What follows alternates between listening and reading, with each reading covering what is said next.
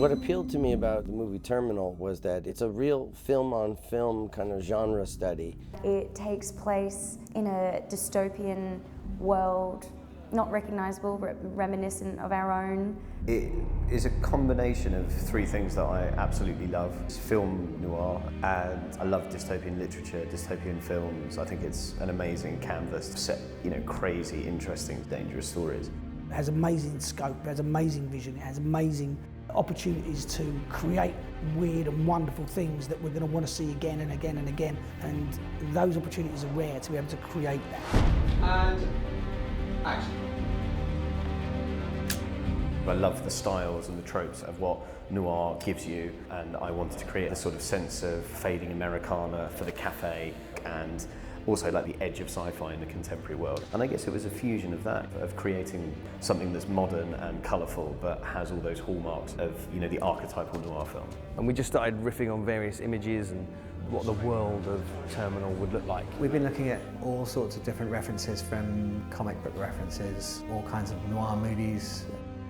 But it was really interesting because nearly all of us came up with all the same reference pictures of like all the classic film noir and the hair over one eye and the beautiful lighting, that sort of blonde bombshell look. But you don't want to copy something exactly because that's boring. I mean, this was an opportunity to use that as an influence, a starting point, and then move away from it. And it's been a great collaboration, and I'm really pleased with the way it looks. Cut! Excellent, excellent. We set out with huge ambitions for the film, and I believe that we've fulfilled them. The biggest creative challenge is actually a logistical one, which it's the boring responsibility of filmmakers to create imagery that works for the director. It's about trying to bring that to life, add colour, add texture, add atmosphere, keep the energy of the characters alive, make the sets feel lived in, make the sets feel as if they're, 200 years old. And I guess that's one of the hardest challenges is taking these derelict buildings and sort of bringing them half back to life, let them have their final breath before they're completely destroyed again. It came together very well given the schedule, but I think sometimes that forces your hand, and so you have to make creative decisions very quickly, which is quite good because it just brings out instinctive decision making, which sometimes cuts directly to the chase. It was really useful to collaborate with the actors to help them create their character because it was so visual. We'd sort of decided to go for really strong colours, and we went for that with really strong blue or green because Chris is going to be using pink and green and red lighting on the set. So that worked really well. When you're talking about making a world that feels like it's real and feels like it exists, it's that combination of creatives in alignment that makes the world feel cohesive. That is brilliant.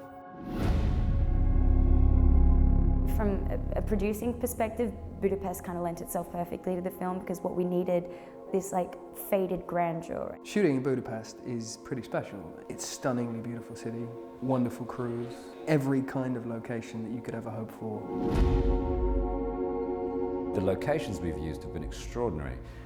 I mean, there's a vast sort of cavernous tram sheds and these amazing sort of water treatment plants that look like they could be multi-million-dollar sets, and they're just here, derelict, and have been lit so beautifully by Chris, our DP.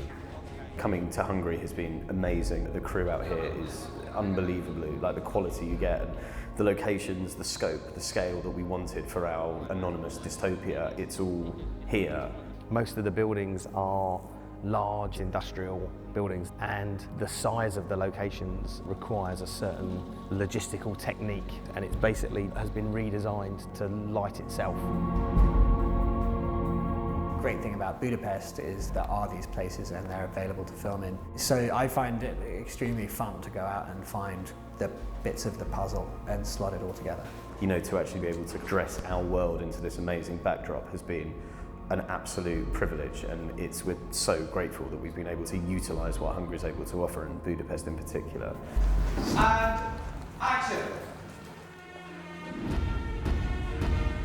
That's the great thing with Vaughan, is that he's very clear about what his vision of the film is, who these people are.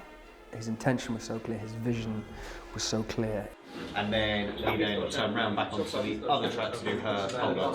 Yeah, and it should be the same length of shot and the same camera move. The films that he was referencing and drawing into this movie were all completely on point, and I really believe that we're making a special movie. To get to work with a writer-director who's willing to collaborate like that, it's incredible, and I'm so much more invested in my role. It's been an amazing and very humbling thing for me, for which I'm so grateful that so many brilliant people have bought into it and have worked so hard to make this world come to life. And I love film, and I wanted to make a film that would be dramatic and funny and tense and vicious and hopefully clever, and hopefully something that an audience can enjoy the story and enjoy the payoff of sticking with us. And I hope that it's something that ticks boxes for a lot of people.